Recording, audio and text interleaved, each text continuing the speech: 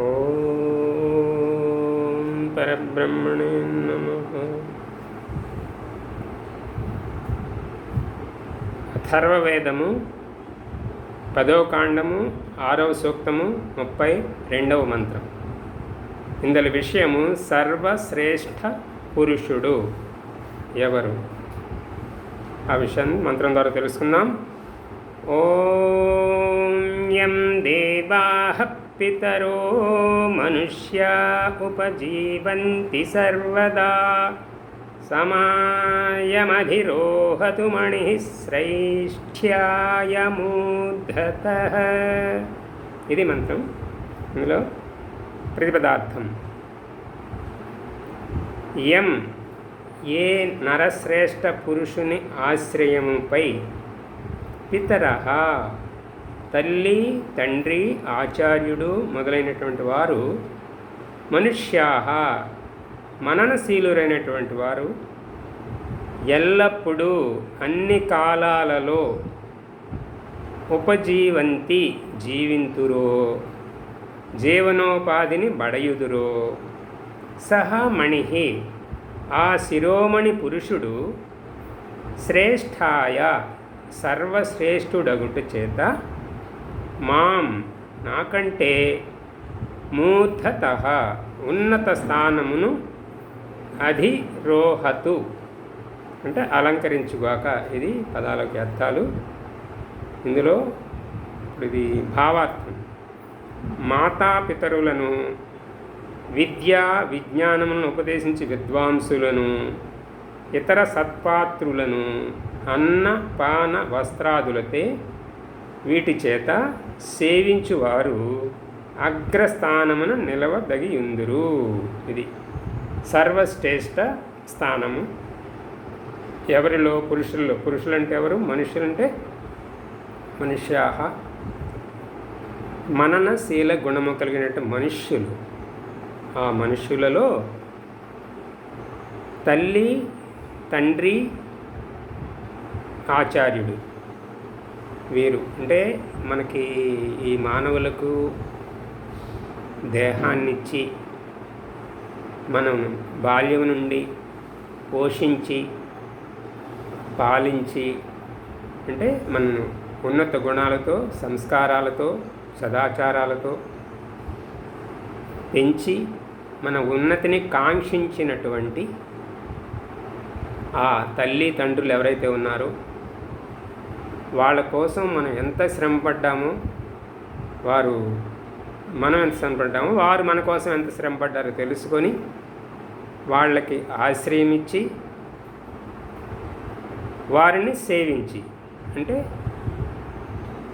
వారికి కావాల్సినవి అన్నీ అందజేసి వాళ్ళని జీవింపజేసి ఉన్నవాళ్ళు ఎవరైతే ఉన్నారో ఆ శిరోమణి పురుషుడు, అటువంటి పురుషుడు. ఇక్కడ తల్లి తండ్రి దేహాన్ని ఇచ్చి పాలించి పోషిస్తే, గురువు గారు మన ఆత్మను ఉన్నతి చేశారు, విద్యను అందించి ఆత్మోన్నతినిచ్చేటటువంటి ఆచార్యుడు. అంటే మన మానవ జీవిత లక్ష్యం ఏదైతే ఉందో ఆ లక్ష్యాన్ని చేరుటం కావలసినటువంటి జ్ఞానాన్ని, విద్యను అందించి ఈశ్వరోపాసనకు కావలసినటువంటి జ్ఞానాన్ని అందించి మన యొక్క ఆత్మ ఉన్నతిని కాంక్షించి మన జీవితాన్ని ఉద్ధరించినటువంటి ఆ ఆచార్యులు ఎవరన్నారో వారిని కూడా ఆశ్రయించి సేవించాలనేది ఉంది. అలాంటి చేసినటువంటి పురుషుడు ఎక్కడ ఉంటున్నాడు? అగ్రస్థానం నిలువదగి ఉంటారు. అంటే వారికి ఈ సమాజంలో అగ్రస్థానం ఎవరికి? తల్లిదండ్రులకి, ఆచార్యులకి, గురువులకి, వీళ్ళకి అగ్రస్థానం ఇవ్వాలి. అగ్రస్థానం ఇవ్వటం అంటే వాళ్ళకి ఉన్నతాసనం కూర్చోబెట్టడం కాదు. మన నిత్య జీవన చర్యలలో వారి కోసం కొంత సమయాన్ని కేటాయించి అన్నపాన వస్త్రాలతో సేవించి వారికి ఆ వృద్ధాప్యంలో వారి పనులు వారు చేసుకోలేని స్థితిలో వాళ్ళకి సమయానికి అన్నము, త్రాగడానికి రసములు, పానీయములు, ఔషధ సేవనము చేస్తూ వాళ్ళని తరింపు చేయాలి. అదే తర్పణము. తర్పణం అంటే చనిపోయిన తర్వాత చేసేది కాదు, జీవించి ఉండగానే వాళ్ళకు చేసే సేవనే తర్పణం అంటారు. పిండ తర్పణం అంటే చనిపోయిన తర్వాత కాకులకు పెట్టేది, అది తర్పణం కాదు. జీవించి ఉండగానే తల్లిదండ్రులకు పెట్టే ఆహారమే పిండ తర్పణం అంటే.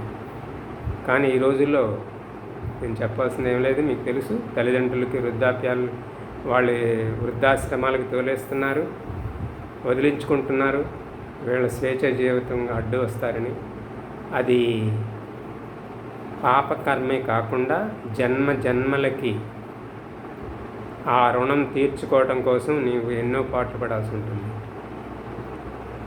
గురు రుణము, పితృ రుణము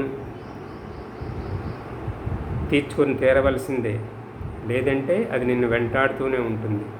దానికోసం మనమంతా జీవితాన్ని ఇచ్చిన తల్లిదండ్రులకి, మనకి మోక్షానికి కావలసిన విద్యను అందజేసినటువంటి ఆ గురువులకి రుణం తీర్చుకోవటం, వారిని సేవించాలి. ఓం ఇతి శుభం.